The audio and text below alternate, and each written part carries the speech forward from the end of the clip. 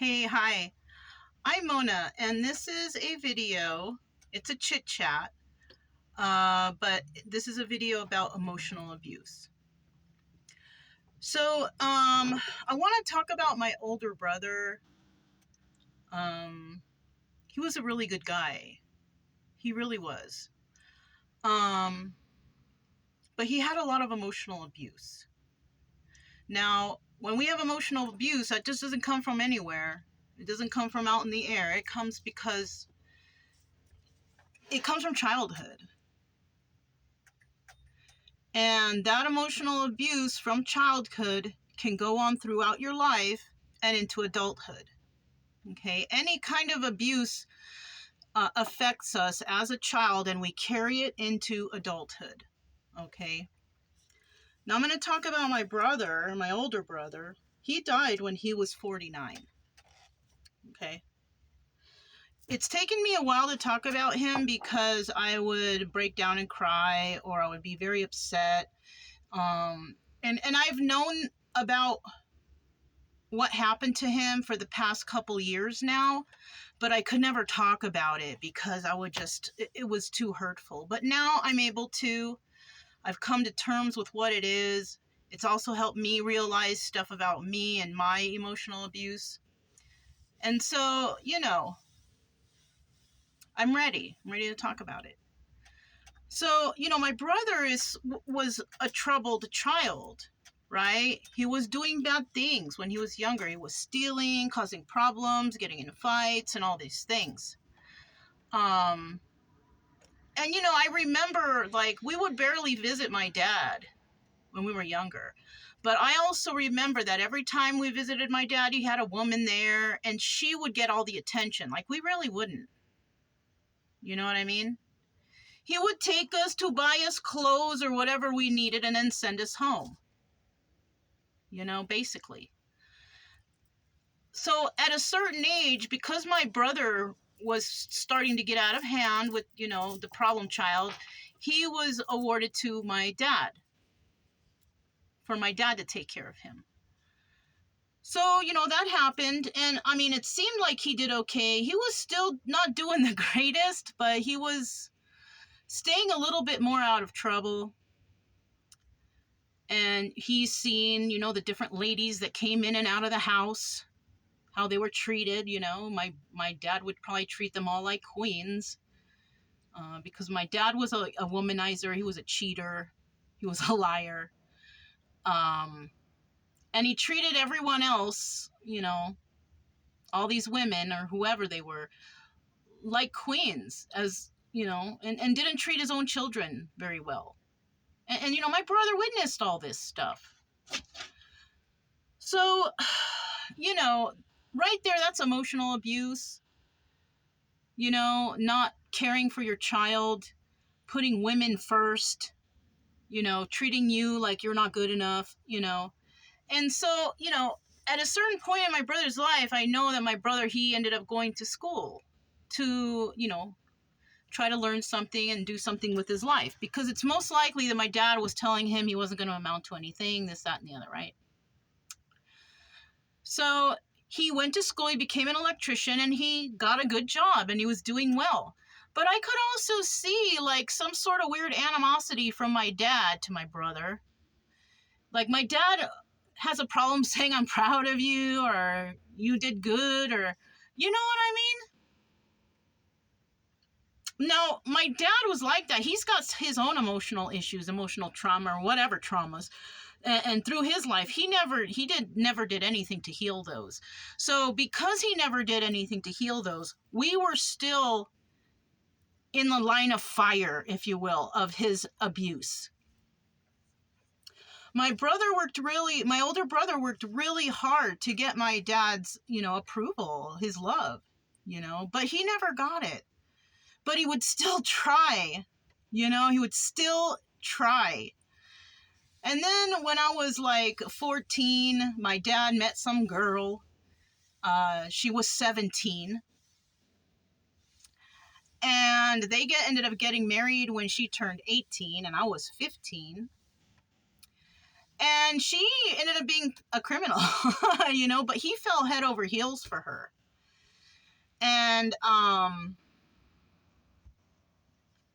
yeah, you know, she did everything for her. He did everything for her. And, you know, my brother saw all this too. Still trying to get my dad's approval, but never getting it.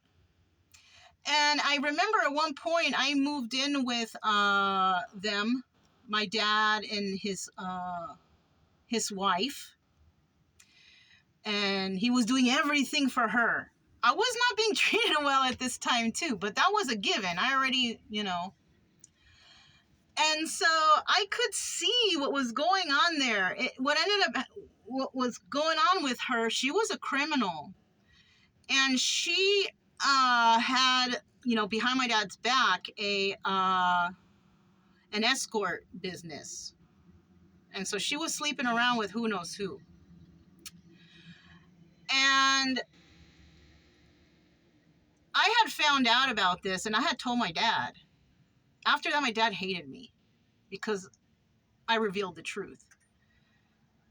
And he ended up kicking her out anyways, and she was still doing the same stuff, being sneaky because she could get away with it, whatever. And like everybody knew she was doing this except for my dad because he was always at work. And my brother knew it, my older brother, we all knew it. But nobody wanted to say anything to my dad because my dad's a very mean man.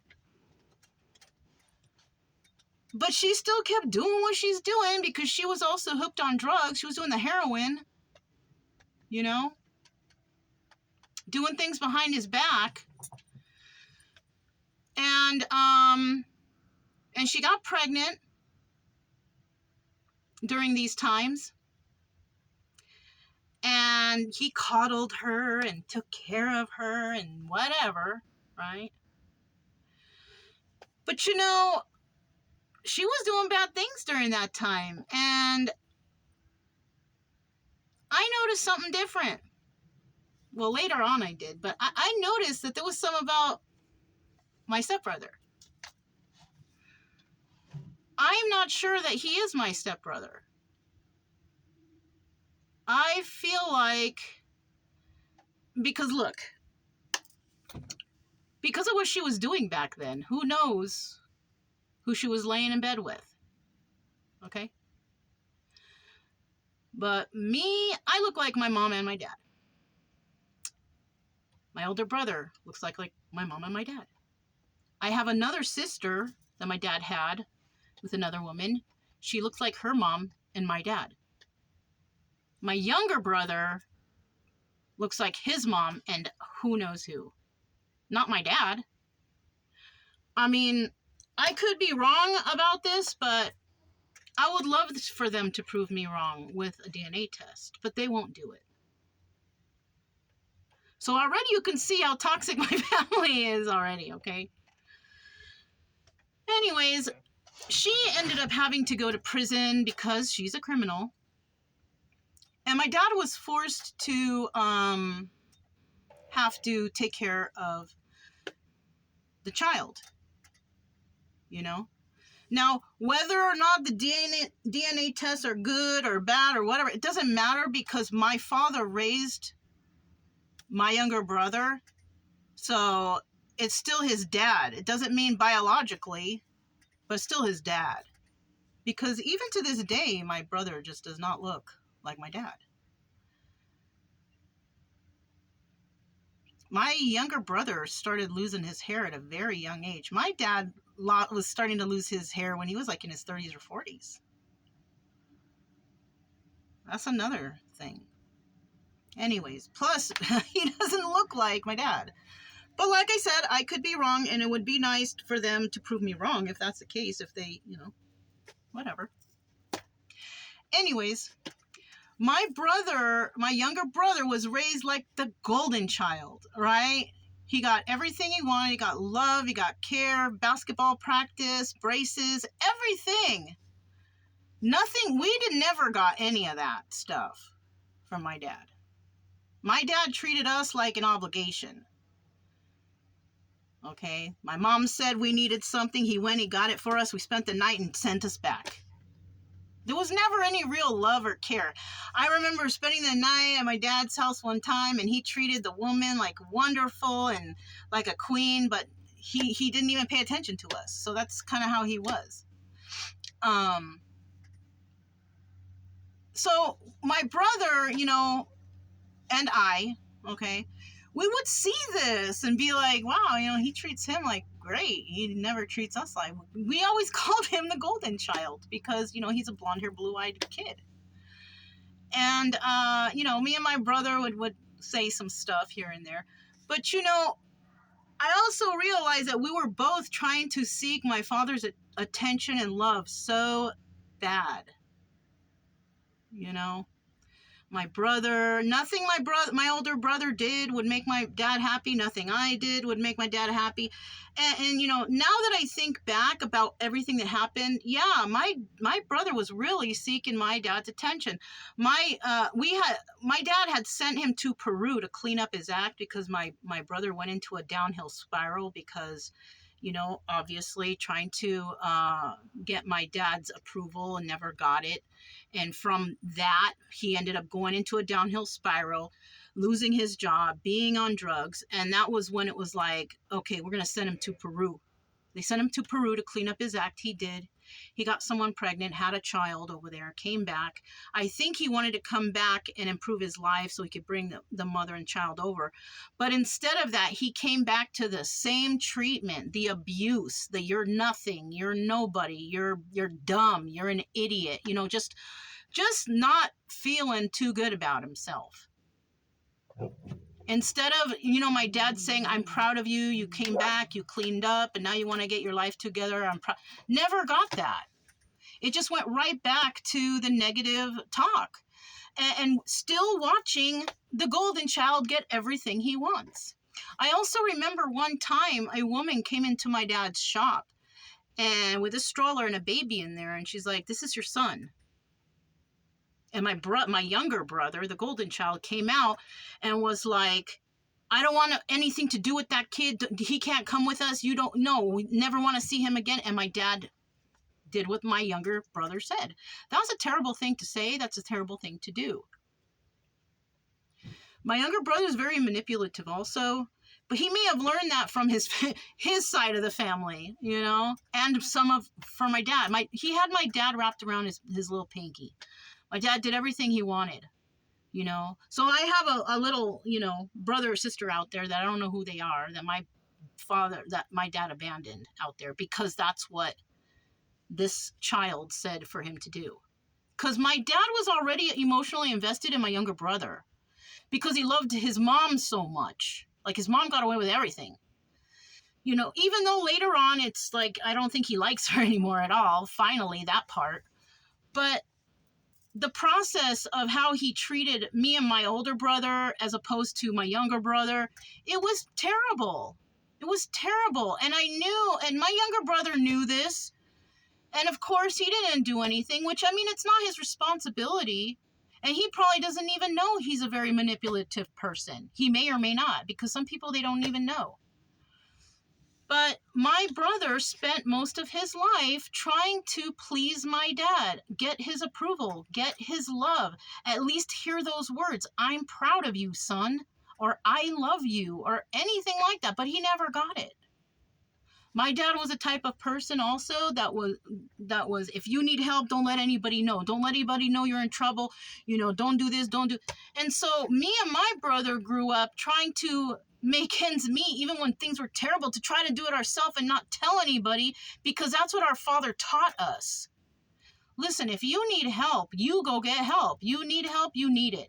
Doesn't matter about your pride. Go out there and get the help you need. Okay?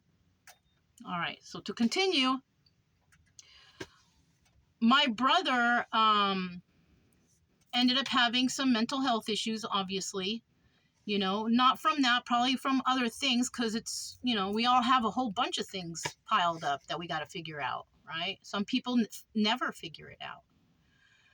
But my brother, had some problems. He ended up going into another downhill spiral, and he ended up having to get like Section 8. And he didn't want my dad to know because he would feel embarrassed. He didn't want my dad to say terrible things to him like he's done his whole life. And, so during this time, he ended up, he went into that downhill spiral, and he ended up having to get some limbs amputated because whatever drug he was using, it affected his health, which is what drugs do. They affect your health, and then the diabetes got really bad, and they had to start amputating. And he got the Section 8, but because he was in such a depression, most likely because he lost his limbs, he didn't want our dad to know about things. He was alone. He wasn't getting the help he needed. He started using more and more and more in the privacy of this home, this Section 8 home that he got. So no one knew how he was. Nobody knew how he was doing because my dad didn't care. My dad doesn't care if I'm out here, if I have a blanket or anything. My dad just does not like me. For what? I don't know. But it's because, he's a mean person. I have never done anything wrong to him. But he's always treated me like garbage. My whole life.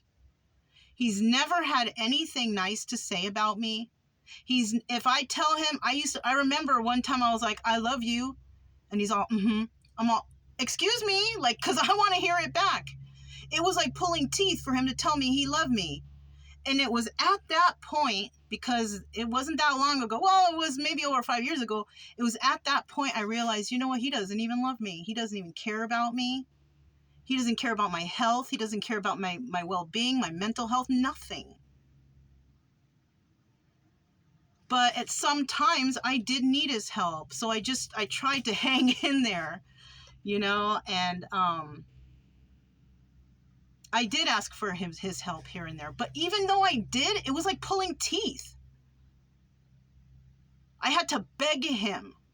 If my younger brother needed help, that's all I got to snap his fingers. For me, I have to beg for the help. And then I have to repay by being treated like dirt. Like it was like a free pass for my dad to constantly treat me like dirt. So that's how my dad did to my older brother too. If we needed help, it was like, okay, then I could treat you however we want or however I want. That's how he treats everybody. He's just a mean, nasty person. Right? My dad's also criminal, but that's another story. So towards the end of my brother's life, and it makes me feel sad because my brother had to die alone with no one by his side. They found him like that because no one could find him. So who knows how long he was like that. And it's because no one cared. I remember that in November, I was looking for my brother. No one knew where he was, but my dad's secretary said, oh, this is where he lives. We haven't spoke to him for a while. This is the number we have. I tried calling it. No one picked up. Then I called back on his birthday in April the following year, and that's when I was told that he had passed away. Nobody called me. Nobody said anything. Nobody knew for a while, I don't think. Because no one even checked up on him. None of my family checks up on me. Nobody cares what I'm doing. And I decided a long time ago to separate from them. It was the best choice of my life. And just recently, I think about a year ago, I let my sister go because I found out how manipulative she is. She never had my back. Okay, that's what I figured out. But my brother, he never asked for help. He didn't get the help. And then they found him like that. And so when I found out, I was just like devastated. I was devastated because he's the only family member that actually showed like that they loved and cared for me. Even though we had a rough childhood together, it turned into something else. And I always appreciate my brother for that. And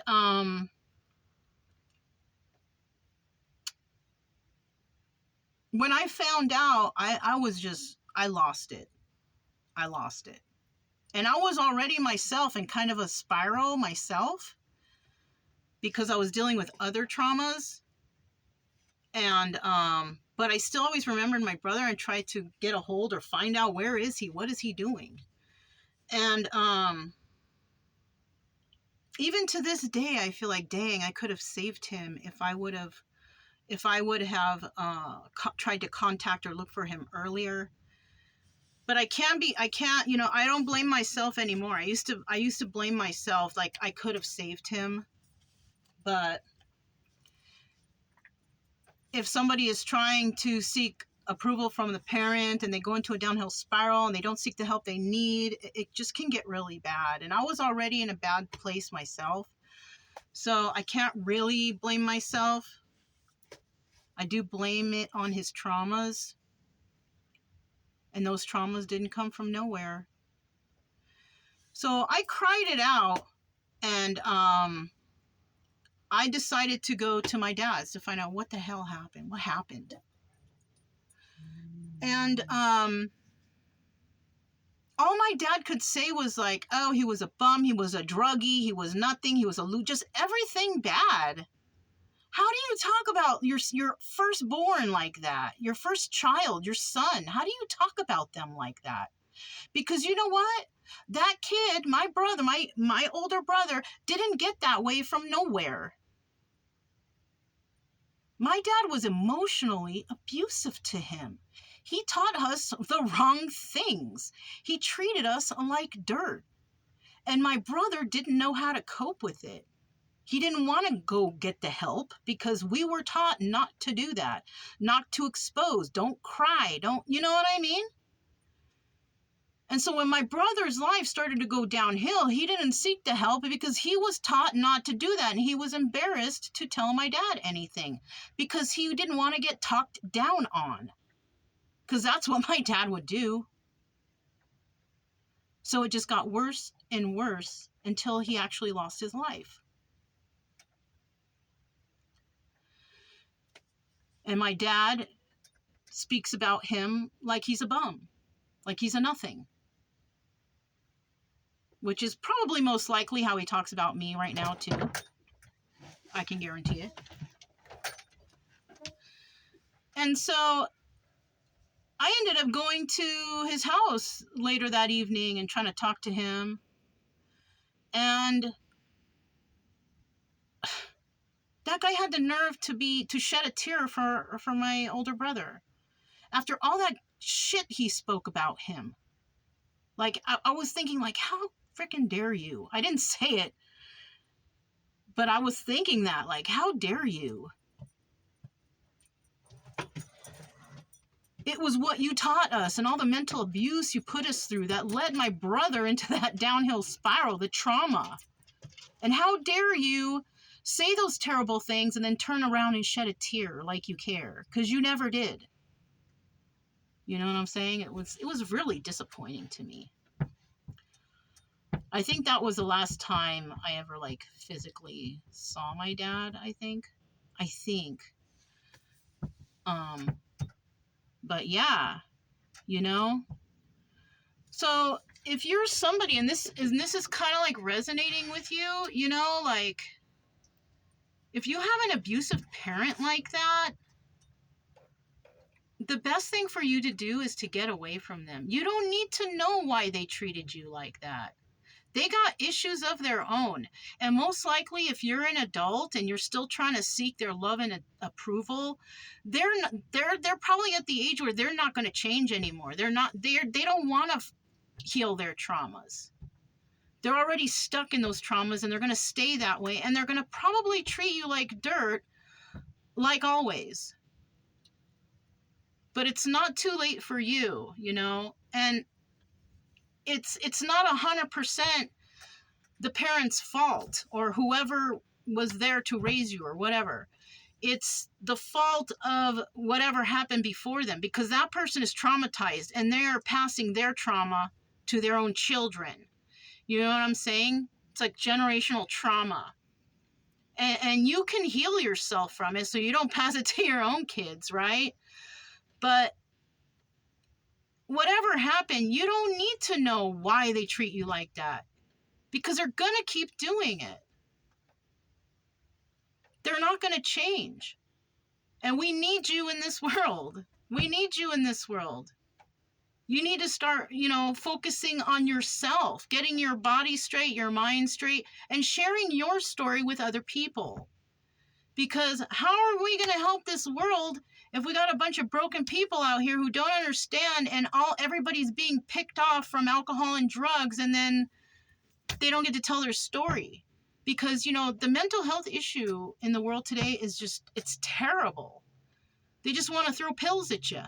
And that doesn't help. That doesn't get to the root of the problem. What helps is that people who have been traumatized can try to heal themselves, try to understand what happened, and share your story with others so they don't go into a downhill spiral.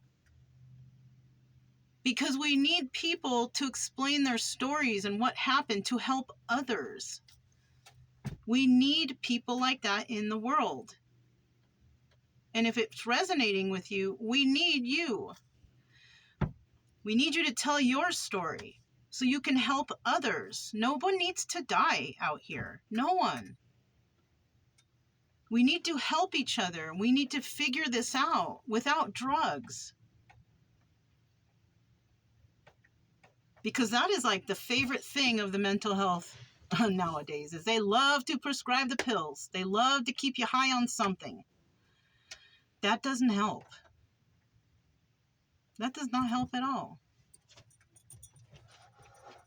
What does help is trying to heal yourself, figure it out. Maybe, that's why I do the tarot, because so many different stories come out and I can give advice of things that I went through to help others. Because I feel like I have a life's mission here to help others. And it's hard to get help because people can't afford it. Maybe they can't afford to get the help, whatever. And that's why I'm here to just give y'all everything I know to help you. I don't have much, but I have knowledge. I have my mind. And I can help you guys. That's the only way I can help you guys. And that's why I do it on here. So I can, I guess, so, if people find this video, they find this video. But I don't want anyone to die anymore because of some sort of trauma that they don't know how to get over. I was able to get through a lot of stuff. I was in the military. The military taught me, respect, honor, courage, and commitment, right? I'm not saying that anybody has to go to the military, but that's what I learned, that I am important, that I am strong, that I can do anything I put my mind to. I learned that in the military. Even though when I came out of the military, I was treated like trash again by my dad. Same person, treating me like trash. But I got through it, and I started to love myself, and I started to realize, you know what? I don't need to take this from anyone, especially someone who's so abusive. You know what I'm saying? And that's when I decided to just, eventually separate myself, love myself, heal myself, and try to figure out why things are the way they are. I figured out that I have a lot of emotional damage from my father, but it's not going to send me in a downward spiral. I ended up cleaning up my act, and now I'm here to share with you how that's why you might feel a certain way, because it was a generationally passed down trauma towards you that you can get through and get over yourself without drugs and alcohol. So I guess that's basically it. I mean, that's what I can come up with for now. But if this is happening to you and you're fighting for your parents' love and they're already old and you're already old, I'd say stop that right now and find the love for yourself and separate yourself from that, and watch how much better your life gets. So yeah, I guess that's it for right now. I'm Mona. This is Sacred Geometry Universe Chit Chat, and today we were talking about emotional abuse. Thanks for watching.